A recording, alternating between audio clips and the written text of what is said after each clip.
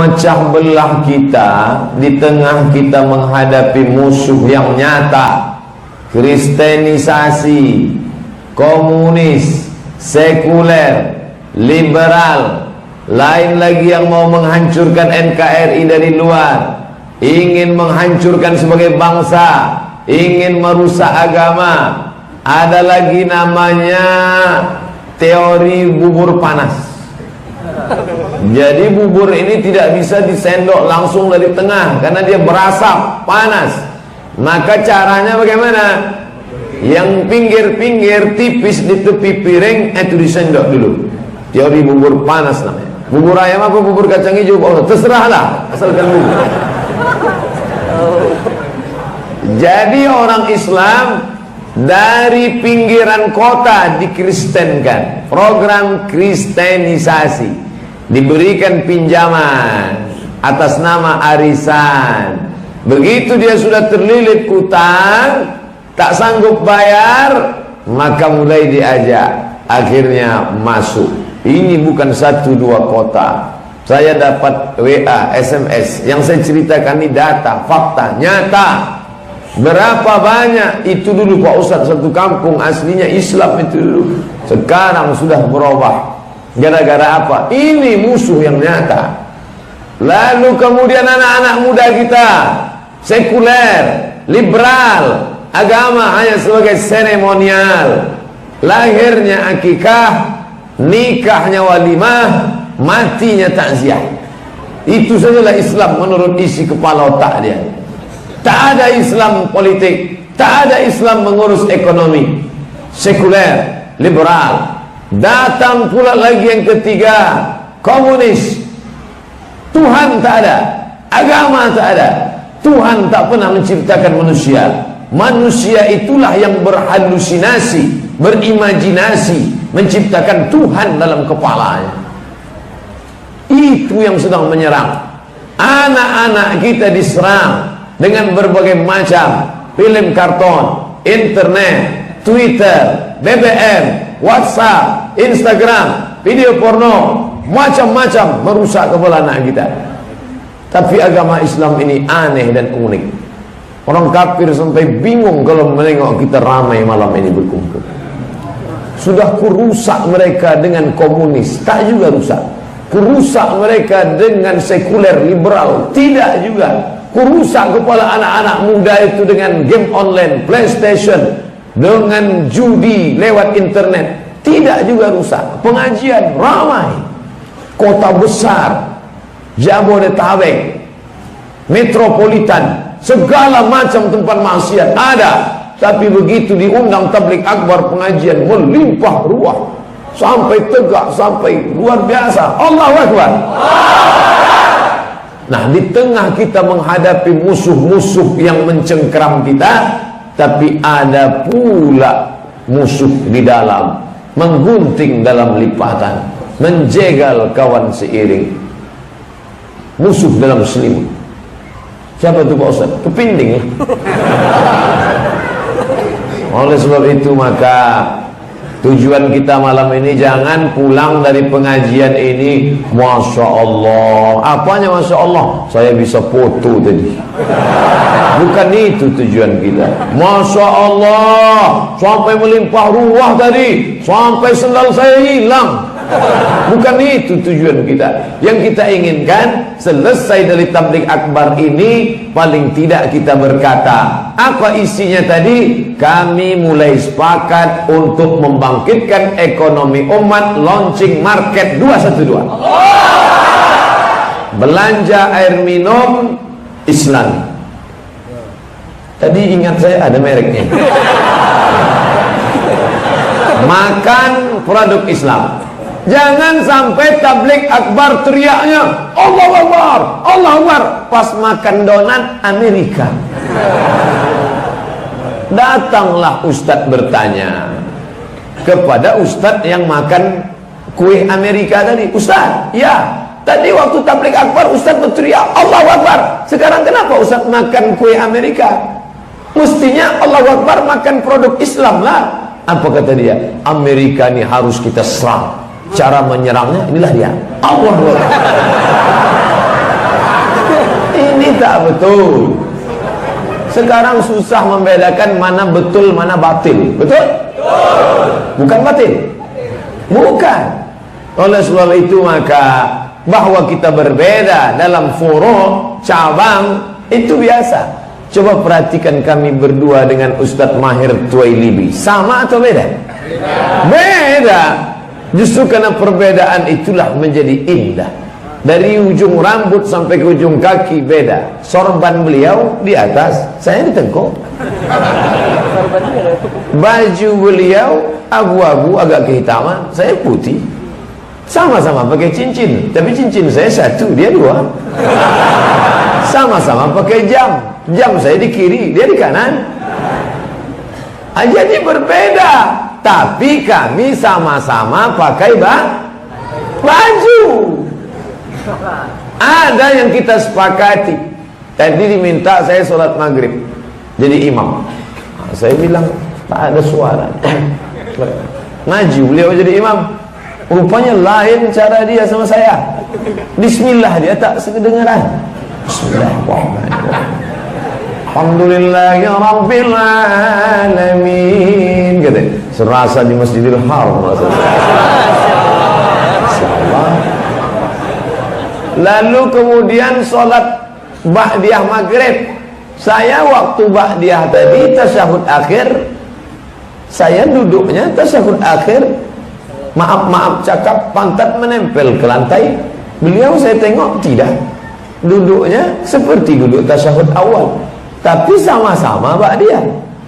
Ada perbedaan, tapi tetap sepakat dalam satu perbuatan, yaitu maka ketika kita sedang duduk di warung kopi, lalu kemudian azan, kita pun ke masjid. Kawan kita terus lanjut bermain. Kenapa tak kau ajak kawan tadi? Kita harus berlapang dada menerima perbedaan. Itu tak bisa. Ini banyak kalimatnya hak, tapi urida bihal batil. Kalimatnya batil. Ada saat-saatnya kita keras, tapi ada saat-saatnya kita lunak dan lembut. Dalam masalah ini tak ada contoh yang paling hebat. Tak perlu cari di Mesir, tak perlu pergi ke Madinah. Orang paling lunak tapi juga paling keras.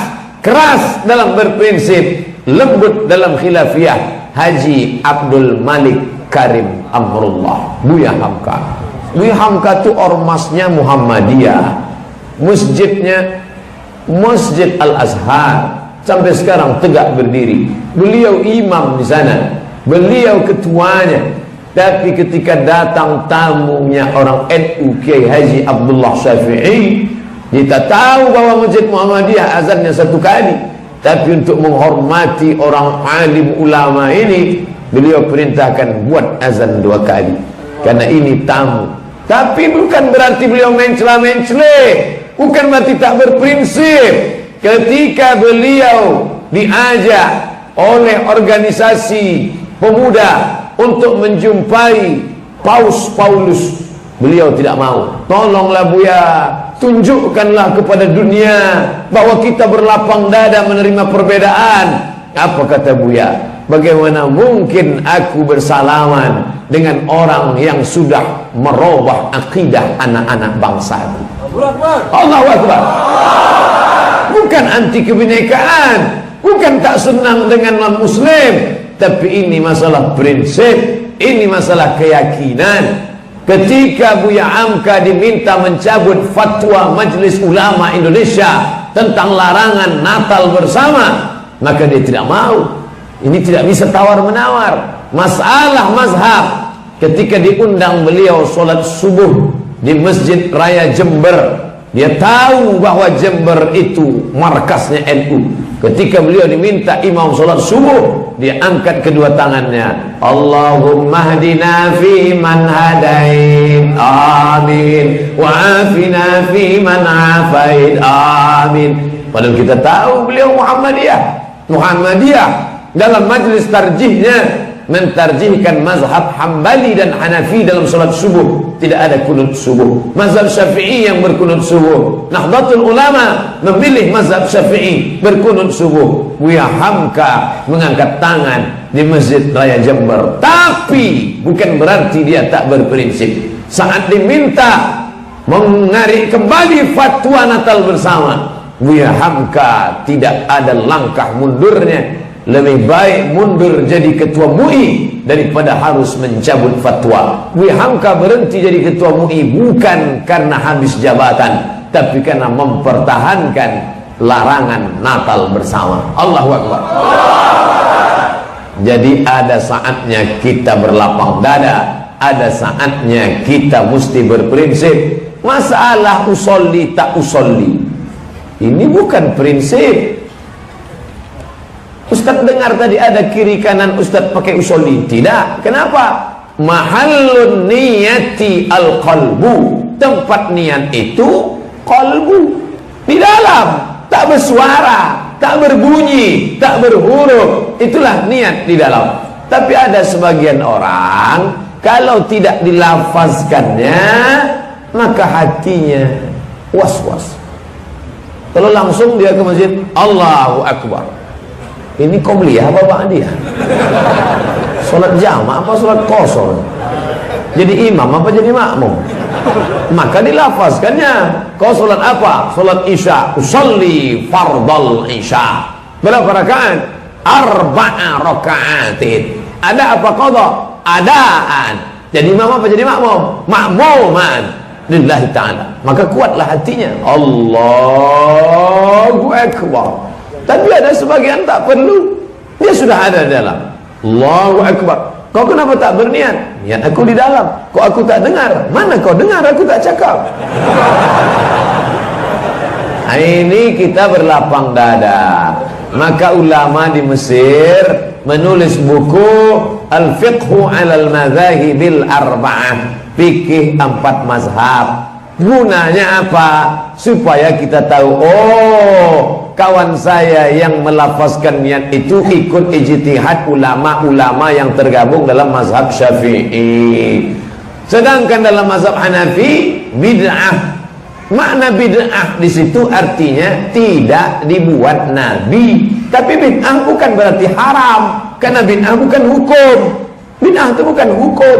Hukum itu 5. Kalau kuat perintahnya wajib, kalau tak kuat perintahnya sunat, kalau kuat larangannya haram, kalau larangannya tak kuat makruh, kalau tak disuruh dan tak dilarang mubah. Kalau perbuatan itu tidak dibuat Nabi, bid'ah, tapi dia bukan hukum. Makanya Imam Izz bin Abdus Salam, Imam Daqiq Al-Aid, Ibnu Daqiq Al-Aid membaginya, ada bid'ah wajib, ada bid'ah sunat, ada bid'ah makruh, ada bid'ah mubah, bahkan ada bid'ah wajib. Itu dia bagi. Kenapa? Karena ada perbuatan-perbuatan yang tidak dibuat oleh Nabi, tapi dibuat sahabat Nabi. Kalau kita katakan asal tidak dibuat Nabi, maka bid'ah, dan bid'ah adalah dhalalah, dhalalah adalah nar. Maka berapa orang sahabat Nabi masuk neraka gara-gara itu? Siapa contohnya?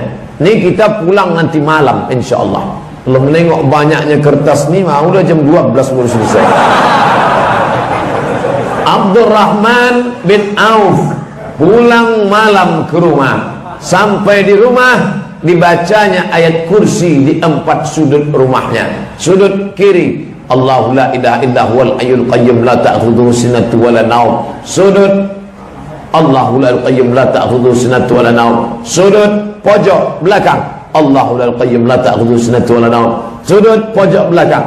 4 pojok rumahnya dia baca ayat kursi, barulah dia tidur malam. Buka kitab Syiar A'lam An-Nubala dalam biografi Abdurrahman ibnu Auf. Ini tak pernah dibuat Nabi. Membaca ayat kursi 4 pojok pulang malam mau tidur, tidak pernah dibuat Nabi. Maka kalau dikatakan asal tidak dibuat Nabi bid'ah, maka membaca ayat kursi 4 sudut rumah itu bid'ah. Kalau dikatakan dhalalah, berarti berubah titel Abdurrahman bin Auf dari radhiyallahu an menjadi laknatullah alaih. Lalu apa namanya itu? Tidak dibuat Nabi, bid'ah. Lalu apa namanya itu?